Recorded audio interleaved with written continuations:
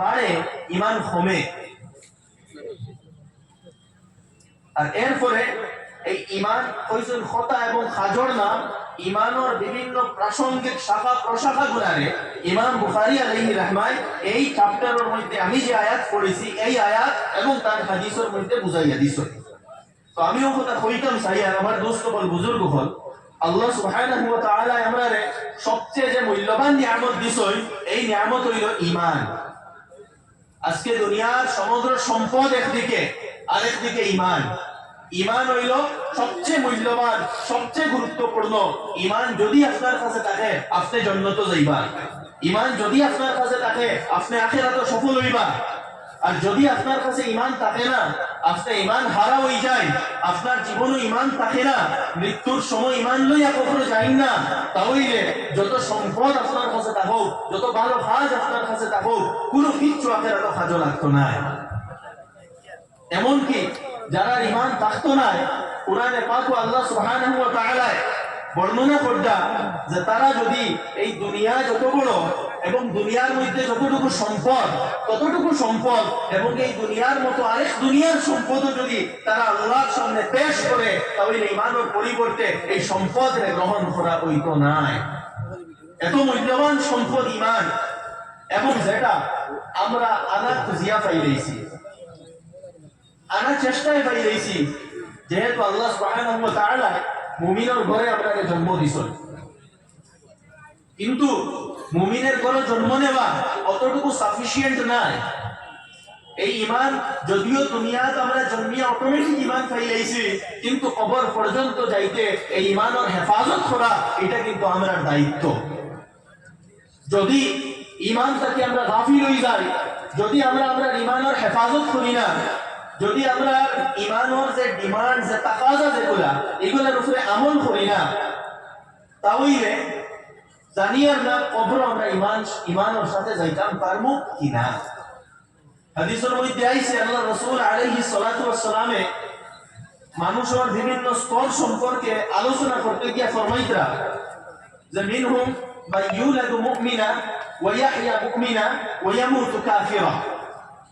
এরকম মানুষ থাকবো যার জন্ম মুসলমানের ঘরে হইব, যার জীবন ঈমানের হালত কাটিব, অর্থাৎ মানুষের দেখবা তো এই মানুষ মুসলমান, কিন্তু ইয়ামুতু কাফিরা, মৃত্যু ঈমান হারা অবস্থায় হইব। নাউযুবিল্লাহি মিন যালিক। তো আমার দোস্ত বল, বুজুর্গ বল, কথা বেশ দীর্ঘ করতাম না, আমিও কথা বুঝাইতাম সাইয়ার যে কথা ইমাম বুখারী আলাইহি রাহমাত ঈমানের চ্যাপ্টারের মধ্যে কইতরা ঈমান হইল কওলুন ওয়া আমাল। ঈমান শুধু আপনি যদি আল্লাহর উপরে বিশ্বাস রাখেন, শুধু মুখে যদি ওখান হয়, আর যদি ঈমানের তাকাজার উপরে আমল করেন না, আপনার ঈমান কিন্তু কমপ্লিট না। ইয়াজিদু ওয়া ইয়ানকুস, ঈমান কমেও বাড়েও। আমরা ঈমান কামিল ঈমান হইতে লাগবো, মজবুত ঈমান হইতে লাগবো যদি আপনি জান্নাতে যাইতে চাই, যদি আপনার ঈমানের হেফাজত করতে চাই। আর এই মজবুত ঈমান কিভাবে হইব? এই মজবুত ঈমান হইব ঈমানি যত আমল আছে, ঈমানের যে চাহিদা এবং ডিমান্ড যেগুলো আছে, ঈমানের যত শাখা প্রশাখা আছে, ওগুলোর উপরে যখন আপনি আমল করবা, তখন আপনার ঈমান কমপ্লিট হইব। তো আমি যে আয়াত কারিমা তিলাওয়াত করছি আপনার সামনে, আল্লাহ সুবহানাহু ওয়া তাআলা ফরমাইতরা লাইসা আল-বিররা আন তুওয়াল্লু ওজুহাকুম কিবালা আল-মাশরিকি ওয়াল মাগরিব। নেকি বা ঈমানি আমল শুধু এটা নয় যে চেহারা ফুবে বা ফসমে ফিরাইলাও। ঘটনা আছে এর পিছনে, আমি সেই দিকে যাইতাম না। এখানে আল্লাহ তাআলা এখন বুঝাইতে চাইতরা যে বাইক যে কে তুই আমল করিয়া নিজরে দিনদার মনে করিও না। আমরা যদি আমরার ভাষায় কই যে শুধু লম্বা কুর্তা লাগাইলে নিজরে দিনদার মনে করিও না, শুধু টুকি একটা মাথাত লাগাই দিলে নিজরে দিনদার মনে করিও না, এর কিছু তাকাজা ওপর আছে। এগুলা কিতা লাকিনাল বিররা মান আমানা বিল্লাহি ওয়াল ইয়াউমিল আখির ওয়াল মালাইকা ওয়াল কিতাব ওয়ান নাবিয়্যিন। প্রথম তাকাজা হইল যে আল্লাহর উপরে ইয়াকিন এবং বিশ্বাস হইত। আল্লাহ একজন আছেন, আল্লাহ তাআলার নিজাম, আল্লাহ তাআলার অস্তিত্ব এবং আল্লাহ তাআলার কুদরত, এই সবগুলোর উপরে পরিপূর্ণ বিশ্বাস রইত। এবং এই বিশ্বাস আপনার কাজ দ্বারা, আপনার কথা দ্বারা, আপনার আমল দ্বারা রিফ্লেক্ট হইত। এরপরে ওয়াল ইয়াউমিল আখির, শেষ দিনের উপরে, কিয়ামতের দিনের উপরে এবং কিয়ামতের পরে মরার পরে যে জীবন আইব, সেই জীবনের উপরে পরিপূর্ণ বিশ্বাস রাখতে লাগবো। যত বেশি আপনার আখিরাতের ফিকির থাকবো, যত বেশি আখিরাতের চিন্তা থাকবো, যত বেশি আখিরাতের ইয়াকিন থাকবো, আপনার ঈমান তত বেশি মজবুত হইব। ওয়াল মালাইকা, ফেরেশতাগুলোর উপরে, ওয়াল কিতাব, আল্লাহ তাআলার যেগুলা কিতাব আছে, তাওরাত, জাবুর, ইনজিল, কুরআনে পাক এবং এর আগে যেগুলা সাহিফা পর নাযিল হইছে, সবগুলোর উপরে পরিপূর্ণভাবে ঈমান থাকতে লাগবে। তো এই বিশ্বাস, দেখুন বিশ্বাস এটা একটা অবস্থা, এগুলা বাহ্যিক ভাবে কেউ দেখতে পারতো না অন্তর খুলিয়া, কিন্তু এই বিশ্বাসটা রিফ্লেক্ট হইব আপনার আমলের মাধ্যমে। আপনার যদি আল্লাহর উপরে পরিপূর্ণ বিশ্বাস থাকে, তাহলে পুরোপুরি আপনি শরীয়তের উপরে চলবা। শরীয়ত বিরোধী কোনো কর্মকর্তা নাই, ঈমান পরিপন্থী কোনো কর্মকর্তা নাই। আপনি দিনের লাগি নিজের জান কুরবান করবা, নিজের মাল কুরবান করবা, দিনের স্বার্থে আপনার জীবনকে অতিবাহিত করবা মন ইচ্ছা মতো, এবং কুফর ও শিরকে রাজি করতে জীবনকে অতিবাহিত করতে নাই। আজকে যদি ঈমান আপনার দেখতে হয়, আমি কই আর না, আল্লাহ রাসূল আলাইহিস সালাতু ওয়াস সালামে ফরমাইছেন শেষ জামানাত ঈমান যদি দেখতে হয় তাহলে ফিলিস্তিনের মধ্যে দেখিও, শামের মধ্যে দেখিও। আল্লাহ রাসূল আলাইহিস সালাতু ওয়াস সালামে ফরমাইছেন আজকে যে ঘটনাগুলো আপনি দেখুন এবং নিজে কম্পেয়ার করুন সেই ঈমানের লগে আমরার ভিতরে কতটুকু ঈমান আছে। ঈমান তো তার মধ্যে একদিকে গোর বিধ্বস্ত হইয়া যায়, একদিকে নিজের সন্তান মরিয়া যান, কিন্তু এরপরেও মুখ থাকি ভারত সুবহানাল্লাহ, আলহামদুলিল্লাহ, আল্লাহু আকবার, এই কথাগুলা ভারত। মায় যখন ছেলেরে বিদায় করিয়া দে তখন ও কথা দোয়া করে, আল্লাহ আমার ছেলেরে কবুল করি লাইও। জীবিত ছেলে ঘুরিয়া আইলে মায় ওখান কয় যে তুমি শহীদ খেলে হইলাই না, ওটার নাম হইল ঈমান। তো আমার দোস্ত হল, বুজুর্গ হল, আল্লাহ রাসূল আলাইহিস সালাতু ওয়াস সালামে ফরমাইছেন শেষ জামানাত ঈমান যদি দেখবার হয় তাহলে তুমি তাই শাম দেখিও, শাম দেশও দেখিও। শাম দেশ মানে কিটা? বর্তমান ফিলিস্তিন, সিরিয়া, জর্ডান, এই সব মিলিয়া যে একটা টেরিটরি, এইটার নাম হইল শাম। আরো বিভিন্ন রিওয়ায়াত আছে, সেই দিকে যাইতাম না। এরপরে ফরমাইতরা ওয়াআতাল, শুধু এগুলা না, এগুলো তো বিশ্বাস, প্রথম সেই ইয়াকিন লাগবে। আজকে দেখুন ফিলিস্তিন এবং গাজা একটা জীবন্ত জেল, যার মধ্যে কোনো রিসোর্স নাই, এবং তারা সুপার পাওয়ারের বিরুদ্ধে যুদ্ধ যে করলো কিওর উপরে ভিত্তি করিয়া, ওটার নাম হইল ঈমান, ওটার নাম হইল ঈমান। তো আমার দোস্ত হল, বুজুর্গ হল, এই বিশ্বাস, এই ইয়াকিন লাগবে। সাহাবায়ে কেরামেরও সেই ইয়াকিন আসলো, নিজের ইয়াকিন দে বাড়াই, এবং এর ফলে আল্লাহ সুবহানাহু ওয়া তাআলা আরো কিছু ঈমানি আমলের কথা কইতরা, ওয়া আতাল মালা আলা হুব্বিহি যাবিল কুরবা ওয়াল ইয়াতামা ওয়াল মাসাকিন ওয়া ইবনিস সাবিল ওয়াস সাইলিনা ওয়া ফির রিকাব। আপনার মালকে সঠিকভাবে ম্যানেজ করতা, সঠিকভাবে মালর তাকাজাগুলারে পুরা করতা। অর্থাৎ আপনি যদি ঈমানদার হই এবং আল্লাহ পয়সা দেন, তাহলে আপনার জীবনটা শুধু ব্যক্তিগত এবং পার্সোনাল জীবন হইতো না, আপনার জীবনটা ডেডিকেটেড টুয়ার্ডস সোসাইটি হইতো। সমাজের লাগি আপনার জীবনকে উৎসর্গিত করতা, সমাজে আগুয়াইয়া লইয়া যাইতা। সমাজের মধ্যে দুর্বল শ্রেণীর মানুষ যারা আছে তারা সাহায্য করতা, তারা আগুয়াইয়া দিতা। নিজের নিকট আত্মীয়র মধ্যে যারা দুর্বল মানুষ আছে এরা সাহায্য করতা, এরা আগুয়াইয়া দিতা। এবং মিসকিন এবং মুসাফির এবং যারা আইয়া প্রশ্ন করে এরা সবরে কিতা করতা, সাহায্য করতা। এবং ওয়া আকামাস সালাহ, নামাজ কায়েম করতা। দেখুন নামাজ পড়া আর কায়েম করার মধ্যে থোড়া বেশ কম আছে। নামাজ কায়েম করা, গুরুত্ব সহকারে নামাজ পড়িতা, জামাতের সাথে নামাজ পড়িতা, নামাজের যেগুলা ডিমান্ড আছে এইগুলারে ফুলফিল করিয়া নামাজ পড়িতা, খুশু খুজুর সাথে নামাজ পড়িতা, নামাজের পাবন বনতা, নামাজের ব্যাপারে সচেতন হইতা, নিজের আওলাদরে নামাজি বানাইতা, নামাজ মসজিদের লগে অন্তর আপনার লড়খাই থাকতো, জুড়িয়া রইত। ইলে না যখন ইচ্ছা হইল নামাজ পড়লাম, যখন ইচ্ছা হইল পড়িলাম না, পাঁচ নামাজ একলগে জমাইয়া পড়িলাম, এরকম না। ইন্না হাম্মা উমুরিকুম ইলাইয়া আস-সালাহ আও কামা ক্বালা আলাইহিস সালাতু ওয়াস সালাম। আল্লাহ রাসূল আলাইহিস সালাতু ওয়াস সালামে ফরমাইছেন যে তোমাদের যে কাজের মধ্যে সবচেয়ে গুরুত্বপূর্ণ কাজ হইল আমার কাছে নামাজ। এই নামাজে গুরুত্ব দিতা, বাকি কাজ থাকি। ওয়া আতাজ যাকাত, এবং যাকাতের আদায় করতা, যেভাবে যাকাত আদায় করতে লাগে। ওয়াল মুফুনা বিআহদিহিম ইযা আহাদু, এবং যেগুলা আপনি ওয়াদা করবা বা কন্ট্রাক্ট করবা সেইগুলারে আপনি পরিপূর্ণ করতা, ওয়াদা খিলাফি করতা না। ওয়াদা খিলাফি করা ঈমানদারের আলামত নয়, এটা মুনাফিকের আলামত। ওয়াদারে পরিপূর্ণ কর্তা, যে কোনো কন্ট্রাক্ট হয় এটারে পরিপূর্ণ কর্তা। ওয়াস-সাবিরিনা ফিল বাসাই ওয়াদ-দাররাই ওয়া হিনাল বাস, এবং তারা ধৈর্যশীল হইব বিভিন্ন প্রতিকূল অবস্থার মধ্যে, বিভিন্ন শক্ত অবস্থার মধ্যে। অবস্থা সব দিন এক অবস্থা যায় না, সব সময় সুখর অবস্থায় যায় না। অবস্থা কোনোদিন ভালো থাকবো, কোনোদিন খারাপ থাকবো, কোনোদিন গভর্নমেন্ট আপনার ফেভারে হইব, কোনোদিন গভর্নমেন্ট আপনার এগেইনস্টে হইব। কোন সময় হয়তো ইমানের টাকা যায় আপনার ঘর ছাড়া লাগতে পারে, মালি কোরবানি দেওয়া লাগতে পারে, জানি কোরবানি দেওয়া লাগতে পারে। এই সব সর্বাবস্থায় আপনি ইমানের উপরে টিকিয়া থাকা, মজবুতির সাথে জমিয়া থাকা, ওটা হইল সবর। আপনি ইমানের উপরে জমিয়া রইতা, মজবুতির সাথে জমিয়া রইতা, ধৈর্যশীল হইতা, ইমান ছাড়িতা না, দিন ছাড়িতা না, দিনের তাকাজার উপরে চলতা। উলাইকাল লাযিনা সাদাকু ওয়া উলাইকা হুমুল মুত্তাকুন, এরা হইল সত্যবাদী। কোন ব্যাপারে সত্যবাদী? ও যে ঈমান আনছলা, কন্ট্রাক্ট করছলা, আপনি ডিক্লারেশন দিছলা আশহাদু আল্লা ইলাহা ইল্লাল্লাহ, যে ডিক্লারেশন দিছলা আল্লাহ ছাড়া কেউরে মানি না, একমাত্র মানি আমরা আল্লাহরে, একমাত্র ইবাদত করি আল্লাহরে। যদি এই কথাগুলো আপনি করেন, তখন জ্ঞাপিত হইল আপনার কাজে এবং কথায় মিলল।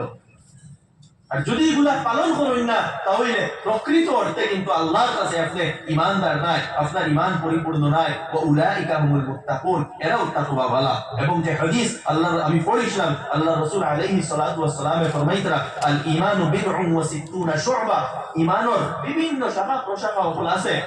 কোনো কারণ ৭০, কোনো কারণ ৮০, বিভিন্ন ভাবে কোয়া হইছে। মোট কত হইল? বিভিন্ন শাখা প্রশাখা আছে। এর মধ্যে একটা আ'লাহা কাউলু লা ইলাহা ইল্লাল্লাহ, সবচেয়ে উচ্চতম শাখা হইল লা ইলাহা ইল্লাল্লাহ কোয়া, অর্থাৎ এই কথারে আপনি স্বীকার করা যে আল্লাহ ছাড়া কোনো মাবুদ নাই, ইবাদত শুধু এক আল্লাহর হইতো, আর কারোর হইতো না। ওয়া আদনাহা ইমাতাতুল আযা আনিত তরিক, এবং এর সর্বনিম্ন স্তর হইল গিয়া যে রাস্তা থেকে কাঁটা সরাইয়া ফেলানি, এটাও এক ঈমানি আমল। তো এর ভিতরে আরো বিভিন্ন ঈমানি আমল আছে। এই সবগুলা দিতে হইতো আমরা জীবনের মধ্যে আইতো। আর লোকে ফরমাইতরা ওয়াল হায়াউ মিনাল ঈমান, বা ওয়াল হায়াউ শু'বাতুম মিনাল ঈমান, শরম লজ্জা এইগুলা ঈমানের একটা অংশ। শরম এটা ঈমানি আমল, লজ্জা ঈমানি আমল, এটা আপনার ভিতরে থাকতো। বিশেষ করে আমি যুব সমাজে আমার যুবক ভাই হলরে অনুরোধ করিয়া নিজের মধ্যে শরম লজ্জা এইগুলারে আনো। আজকে আমরা সমাজ থেকে দেখতে পাই শরম লজ্জা এইগুলা উঠে গেছে, নির্লজ্জতা আই গেছে, যার কারণে এমন এমন কাজ যখন আমরা সমাজ এবং সোসাইটিতে হয় যেগুলা দ্বারা আমরা লজ্জিত হইতে লাগে, গোটা সমাজের লজ্জিত হইতে লাগে। এবং লজ্জা শরম এইগুলা বিশেষ করে সেক্সুয়াল গুনার মধ্যে আমরা বেশি লিপ্ত হয়ে যাই। এই ধরনের গুনাহ আমরা তা কি হয়, এবং আমরা নির্লজ্জতার সীমারে, লজ্জার সীমারে লঙ্ঘন করি দেই। আমি অনুরোধ করবো নিজের যৌবনের হেফাজত করো। যদি ভবিষ্যতে কিচ্ছু করতে হয়, দিনের লাগে কিচ্ছু করতে হয়, নিজের যৌবনের হেফাজত করো। আমার যুবক ভাই হল, এই যে সময়, এই যে জমানা, এটা কোনো স্বাভাবিক এবং সাধারণ জমানা নাই। নিজরে প্রস্তুত করো, নিজরে দিনের লাগি প্রস্তুত করো, দিনের জ্ঞান অর্জন করো, আল্লাহ ওয়ালা হিসাবে নিজরে গড়িয়া তুলো। ইলা নাই যে জীবন বেঈমানি এবং ধোঁকা মাঝে পাশে খাটাইমু, আর বাদে গিয়ে আখতা আল্লাহ ওয়ালা বনি যাইমু। আখতা আল্লাহ ওয়ালা বনা যায় না। আল্লাহ ওয়ালা যদি বনতে হয়, দিনদার বনতে হয়, যৌবন অবস্থায় নিজরে পরিবর্তন করো। কারণ যৌবনের হিসাব নেওয়া হইব, এবং বিভিন্ন ফজিলত ফলো আছে। হাদিসের মধ্যে আছে ওয়াশাবুন নাশাআ ফি ইবাদাতি রাব্বি, সেই যুবক যে তার যৌবনকে আল্লাহর ইবাদতের মধ্যে অতিবাহিত করব। আল্লাহ রাসূল আলাইহিস সালাতু ওয়াস সালামে ফরমাইতরা কিয়ামতের দিন সেই যুবকরে আল্লাহ সুবহানাহু ওয়া তাআলা তার আরশের ছায়ার তলে জায়গা দিবা। সুবহানাল্লাহ। আমার দোস্ত বল, আমার যুবক ভাই বল, আমি অনুরোধ করিয়া নিজরে যোগ্য হিসাবে গড়িয়া তুলো, পড়ো, স্টাডি করো, কুরআনের উলামা ইকরামের জিকাইয়া কুরআনের তরজমা লইয়া পড়ো, হাদিসের তরজমা লইয়া পড়ো। কুরআন এবং হাদিস এগুলা শুধু উলামা ইকরামে পড়তা এরকম নাই। উলামা ইকরাম যারা মাদ্রাসাত পড়িতরা এরা এক্সপার্ট হইবা, এরা মাহির হইবা, স্পেশালিস্ট হইবা। কিন্তু আমরা যারা জনসাধারণ, আমরা কুরআনের শিক্ষার প্রয়োজন, হাদিসের জ্ঞানের প্রয়োজন। আমরা যদি এইগুলা পড়ি না, এইগুলা বুঝার চেষ্টা করি না, তাহলে আমরার মধ্যে দিন এইতো নাই। আমার যুবক ভাই আপনাদের অনুরোধ করিয়া যে কুরআনের তরজমা লইয়া পড়ো, হাদিস পড়ো, নবীজির জীবনী হল পড়ো, আমরার বুজুর্গানে দিন হলর ভালো কিতাব আছে সেইগুলা লইয়া পড়ো। কারণ আমরা সেই জাতি যে জাতির ইকরা প্রথম হুকুম করা হয়েছে, ইকরা তুমি পড়ো। কিন্তু আমরা আজকে ওই জাতি হয়ে গেছি যে জাতি সব ধরনের সময় অপচয়কারী কাজের মধ্যে আগুয়ায়। মোবাইলও টাইম পাস করা, ঘুরাঘুরি, ওবাই আড্ডা, ইয়ার কি ওটা মারা আমরা টাইম ওয়েস্ট করি। কিন্তু আমরা সেই জাতি যে জাতির কোয়া হইছে, হুকুম করা হইছে ফলো। তো আমরা মধ্যে পড়ার মানসিকতা আনতাম এবং আমার যুবক ভাই ওগুলোরে আরো অনুরোধ করিয়া যে জাগতিক শিক্ষায় নিজের আগবাইয়া লইয়া যাও এবং দিনী কোয়ালিটিস গুলা নিজের মধ্যে আনো, ইমানি কোয়ালিটিস আনো। তখন গিয়া সমাজের কিছু কাজ করতাই পারবায়, দেশের কিছু কাজ করতাই পারবায়, উম্মতের লাগে কাজ করতাই পারবায়। আমি কথা দীর্ঘ করিয়ার না, এটা একটা মাদ্রাসা মাহাদুল উলুম, এখানোর জলসা, এখানো সালাবা একরাম যারা আজকে ফারিগ হইছে এবং এখানো আরো এইরকম এরপরে এই মাদ্রাসা চলতো, এই মাদ্রাসা থেকে আরো এইরকম তালাবাতুল ইলম হল ফারিগ হইয়া যাইবা, উলামা বনবা, উলামা বানানির প্রয়োজন আছে। ইলমে দ্বীন অর্জন করা আমরা সবার উপরে ফরজ, সবার উপরে ইলমে দ্বীন অর্জন করা ফরজ। উলামা একরামে তার দুই লেভেল বর্ণনা করছে, একটা হইলো বেসিক লেভেল, বেসিক লেভেল অর্জন করা সবার উপরে ফরজ, এটা ফরজে আইন। আর একটা হইলো অ্যাডভান্স লেভেল, এটা হইলো ফরজে কিফায়া, যেটা হইলো এই তালাবাতুল ইলম যারা মাদ্রাসার মধ্যে আইয়া 10 বছর 8 বছর লাগাইয়া দিনের স্পেশালিস্ট বনরা, এটা হইলো ফরজে কিফায়া।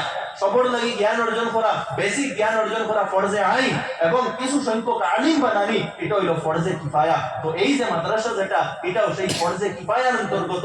এইরকম প্রতিষ্ঠান হইতো, এইরকম প্রতিষ্ঠান এর কারণে আগে আমরা যারা মাননীয় অতিথি হল আমরা তান্তরের বয়ানটা কিও শুনছি, এইগুলা দিনর কিলা, দিনর এগুলা দুর্গ, এইগুলা দিনর হেফাজত হয়, ইলমের হেফাজত হয়। তো এইগুলা আমরা হেফাজত করতাম। আজকে এই মাদারিস গুলো আমরার মধ্যে আছে, যার কারণে আমরার মধ্যে দিন আছে। মাদারিস থাকতো না, দিন থাকতো না। আজকে দেখবা ইসলাম বিরোধী যত শক্তি আছে সবর দিনই মাদারিস নিয়ে অত বেশি অ্যালার্জি। কোন কারণে? কারণে যে ইমান যদি মিটাইবার হয় মাদ্রাসা মিটাইলাম, মাদ্রাসা মিটবো ইমান মিটি যাইব, আর মাদ্রাসা থাকবো ইমান থাকবো, ইসলাম থাকবো, দিন থাকবো। তাই এইগুলার দায়িত্ব আমরা, মাদ্রাসা চালানির দায়িত্ব সরকারি নয়, মাদ্রাসা চালানির দায়িত্ব এটা আমরা। তাই আমরা এই ব্যাপারে সচেতন হইতাম, সচেষ্ট হইতাম, সহযোগিতা করতাম যে এই প্রতিষ্ঠানগুলা আমরা, এটা আমরা নিজে চালাইতাম। মাদ্রাসার প্রতি আমার দায়িত্ব আছে। প্রথম দায়িত্ব হইলো আপনি দোয়া করতাম, অন্তরের মধ্যে শুভ কামনা রাখতা যে আল্লাহ তাআলা এগুলারে আগুয়াইয়া লইয়া যাইতা। 2 নম্বর হইলো আপনার আওলাদ দিয়া মাদ্রাসার সাহায্য করতা, আপনার সন্তানাদের মধ্যে কিছুরে হাফিজ বানাই, কিছুরে আলিম বানাই। ইকান মনে করবা না যে মাদ্রাসা পড়াইলে ছাত্ররা বেকার হয়ে যাইব। দেখো রিস্ক আল্লাহ রাখো, বেকার হওয়া না হওয়া মাদ্রাসা পড়া স্কুলের পড়ার উপরে ডিপেন্ড করে না। মাদ্রাসা পড়িয়া অনেক কাজও লাগতরা, স্কুলে পড়িয়া অনেক বেকার হইতরা। তো বেকারত্ব, চাকরি এগুলা মাদ্রাসা স্কুলের উপরে ডিপেন্ড করে না, এগুলা যোগ্যতার উপরে ডিপেন্ড করে, স্কিলের উপরে ডিপেন্ড করে। আপনার ছেলে যদি যোগ্যতা দেয় ভালো মাদ্রাসা আপনি পড়াই, তাহলে আপনার ছেলে কি হইব আগুয়াইয়া যাইব। তাই মাদ্রাসা আপনার সন্তান, আপনার ছেলে, আপনার ভাই, আপনার নাতি নশা এরা রেখিতা করতা মাদ্রাসা কিছু সংখ্যক মাদ্রাসা দেই যাতে তারা ইলমে দ্বীন অর্জন করে। আর 3 নম্বর দায়িত্ব হইল এই মাদ্রাসার লগে আমরা মালি সহযোগিতা রইতো, মাল দিয়া ওই মাদ্রাসা গুলারে আমরা সহযোগিতা করতাম। আর এই সহযোগিতার বিভিন্ন সূরত হল, তরতিব হল, এখানেও বর্ণনাও করা হয়েছে। হয়তো মাসিক হিসাবে একটা কন্ট্রিবিউশন আপনি করুন, বাৎসরিক একটা কন্ট্রিবিউশন করুন, বা কনস্ট্রাকশনের কাজেও আপনি কন্ট্রিবিউশন করতে পারেন। আমি তো অনুরোধ করবো আমরা বিশেষ করে এলাকাবাসী যারা আছি আমরা সবই চিন্তা করতাম, আমরা যে ইনকামটা হোক না কেন, যেটা ইনকামটা হোক না কেন, যদি 10 টাকাও পারেন তাহলে মাসও 10 টাকা দিয়াও এই মাদ্রাসার সহযোগিতার মধ্যে শরীক হই। আর যদি আল্লাহ তাআলা আপনারে আরো তৌফিক দিছেন, আপনি মাসে 100 দিতে পারেন, 500 দিতে পারেন, 1000, 5000, যে পরিমাণে আল্লাহ সুবহানাহু ওয়া তাআলা আপনারে তৌফিক দিছেন সেই হিসাবে আপনি মাদ্রাসারে কিতাবের সহযোগিতা করুন। এটা বেকার যাইতো না। এটার প্রথম ফায়দা ওটা হইব যে দিনী মেহনত এবং দিনী প্রতিষ্ঠানের লোকে নিজরে জড়িয়ে রাখলা। সদকা খয়রাত, সদকা করলে দিনী প্রতি ইনফাক ফি সাবিলিল্লাহ, এগুলা ইনফাক ফি সাবিলিল্লাহ করলে আল্লাহ সুবহানাহু ওয়া তাআলা প্রথমত সেই মেহনতের অংশীদার আপনি বনতরা। এগুলা আল্লাহ রাসূলের মেহনত, এই মেহনত আপনি ডাইরেক্ট ইয়া জড়িত হইতা পারতা না, আপনি পয়সা দিয়ে কিতা হইতরা, সেই মেহনত সেই মিশনও আপনি জড়িত হইতরা। 2 নম্বর এই পয়সা যেটা দিছই এটা জীবনে আপনার কিতা করব, বালা মুসিবত থেকে হেফাজত করব, আপনার মাল ও দৌলতের মধ্যে বরকত দিব। আর 3 নম্বর হইল এই যেগুলা পয়সা আপনি কেন মাদ্রাসার দিতরা বা দিনের রাস্তায় খরচিতরা, এগুলা বেকার যাইতো না। এই কিয়ামতের দিন এগুলা কিতা আপনি সেই জায়গা দিয়া পাইবা, এগুলা অ্যাডভান্স পাঠানি হই যায়। হাদিসের মধ্যে আছে আল্লাহ সুবহানাহু ওয়া তাআলা বান্দারে ডাকিয়া কইবা, ও বান্দা তোমারে তো আমি অনেক মাল দৌলত দিছিলাম, তুমি কিতা আগে করিয়া আইছো, জমিনও থাকতে অ্যাডভান্স কেমন মাল পাঠাইছো আমারে দেখাও। সেই বান্দায় কইব আল্লাহ আপনি তো আমারে মাল দিছিলা আর আমি আরো ইনভেস্টমেন্ট করছি, আরো কামাইছি, অনেক মাল, অনেক প্রপার্টি আমি বানাইয়া থুইয়া আইছি। আমার সামান্য সময় লাগি দুনিয়াত দেই, আমি গিয়া সব আপনার কদম আনিয়া হাজির করবো। আল্লাহ তাআলা আবার শিখাইবা যে তোমারে আমি মাল দিছিলাম, আমারে ওমান হও, দুনিয়াত থাকতে অ্যাডভান্স কিটা তুমি পাঠাইছো। তো আবার সেই বন্দায় কইব, আল্লাহ অ্যাডভান্স তো পাঠাইছি না, বেজান আমি বানাইছি, আমার 1 সেকেন্ডের লাগি দুনিয়াতে সারা আমি আপনার কদম দিমু। তখন আল্লাহ সুবহানাহু ওয়া তাআলা কইবা এটা হইতো না, অ্যাডভান্স কিটা পাঠাইছো ওখান কও, আর দুনিয়াতে তারা কি আইছো এটা তোমার নয়, ও তারে জাহান্নামে দেওয়া হই যাইবো। তো হাদিসের মধ্যে আল্লাহ রাসূল আলাইহিস সালাতু ওয়াস সালামে ফরমাইতরা, মানুষে কয় আমার মাল, আমার মাল, মাল আপনার এটা নয়, মাল ওটা যেটা আপনি কনজিউম করে লইছেন। হাল মিন মালিকা ইল্লা আকালতা ফা আফনাইতা আও মা লাবিসতা ফা আবলাইতা, যেটা আপনি কনজিউম করে লইছেন, খাই লইছেন, আপনি ফিন্দি লইছেন, ওটা আপনার। আও তাসাদদাকতা ফা যেটা আপনি সদকা করে লইছেন, সদকা করি আপনি অ্যাডভান্স আল্লাহর কাছে পাঠাই দিয়েছেন, ওটা আপনার মাল। দুনিয়া ছাড়িয়ে আপনি যেটা যাইবা এটা আপনার নয়, এটা আপনার মৃত্যুর পরে আপনার উত্তরাধিকারী যারা তারা রয়ে যাইব। আপনার যখন রোগ কবজ হইব লগে লগে এই মালের মালিকানা আপনার শেষ হয়ে যাইব, বাকি আর মালিকানা হয়ে যাইব আপনার মালিকানা ওটা যেটা অ্যাডভান্স পাঠাইছেন। এই দিনই প্রতিষ্ঠানগুলোর লগে আমরা জড়িত হওয়ার একটা সুরুত আছে। আপনি যে হিসাবে পারেন এগুলার মধ্যে কন্ট্রিবিউট করুন, জড়িত হই। এই যে অ্যামাউন্ট আপনি দিতরা এখানে মনে করবা না আমার পকেটটাকে কম হয়ে যায়, সদকায় মাললে কমায় না। মা সাদাকাত মা নাকাসাত সাদাকাতুন মিন মালিন, সদকায় কোনো মাললে কমায় না, সদকায় মাললে বাড়ায়। এটা আমরা ইয়াকিনুর কমি, যে আমরা মনে করি যে কমি যান, কমে না, সদকায় মাললে বাড়ায়। তাই আমার অনুরোধ রইব যে এই প্রতিষ্ঠান, বিশেষ করে এই প্রতিষ্ঠানও এবং এলাকাবাসীর কাছে আপনারা বেশি বেশি করে সহযোগিতা করুন। এই মাদ্রাসার মধ্যে আপনি কন্ট্রিবিউট করুন, যে হিসাবে আল্লাহ তাআলা যেভাবে আপনারা তৌফিক দিয়েছেন সেইভাবে। আমি আর কথা দীর্ঘ করিয়ার না, ইমাম বুখারী আলাইহি রাহমাত যেভাবে, আমি আবার বহু কথা রিপিট করিয়ার যে কথা দিয়ে শুরু করলাম, কিতাবুল ঈমান দিয়ে ইমাম বুখারী কিতাবরে শুরু করছেন, কিতাবুত তাওহীদ দিয়া শেষও করছেন। শেষ হাদিসও আমরা এখানে শুনছি যে হাদিস পড়ানি হইছে, সেই হাদিসের উদ্দেশ্য কিটা? সেই হাদিসের উদ্দেশ্য হইল আপনার ওয়া ইন্না বানি আদম ইউজান, ইনসানের আমলে ওজন করা হইব। আমরা যে যা কিছু করিয়া যাইমু সবর আমল দেখাইল কিয়ামতের দিন ওজন করা হইব। এই কথা আমরা খেয়াল রাখতাম। মান ইয়ামাল মিসকালা যাররাতিন খাইরা ইয়ারাহু, যে মানুষে সামান্য পরিমাণ ভালো কাজ করবে এটাও দেখা হইব। ওয়া মান ইয়ামাল মিসকালা যাররাতিন শাররা ইয়ারাহু, এবং যে রাইট দানার পরিমাণ বাদ কাজ করব এটাও দেখা হইব। আপনি নিশ্চিন্ত থাকবেন না আমি দুনিয়া যে কোনো ভাবে কাটাইয়া যাই মুগি, আর বাদে মরার বাদে ডাইরেক্ট জান্নাত যাই মুগি। আপনার প্রত্যেকটা কাজরে ওজন করা হইব। ওটাও বুখারী শরীফের শেষ হাদিস, ইমাম বুখারী আলাইহি রাহমাত ও কথা ওই হাদিস দ্বারা আমরা বুঝানোর চেষ্টা করছি। তাই আমার দুস্থ হল বুজুর্গ হল সেই ঈমান, সেই আল্লাহ তাআলার উপরে বিশ্বাস এবং আল্লাহ তাআলার যে হুকুম যেগুলা এইগুলার উপরে আমল করার মানসিকতা, এইগুলা প্রস্তুত করুন। ও কথা কইয়া আমার সংক্ষিপ্ত কথা শেষ করিয়া ওয়া আখিরু দাওয়ানা আলহামদুলিল্লাহি রাব্বিল আলামিন।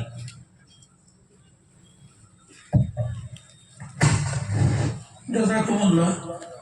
আমার দোস্তগণ, এখন আমরা সামনে দুইজন মেহমান উপস্থিত হয়েছে। খাটিগড়ার বর্তমান এমএলএ জনাব আলহাজ খলিলুদ্দিন মজুমদার সাহেব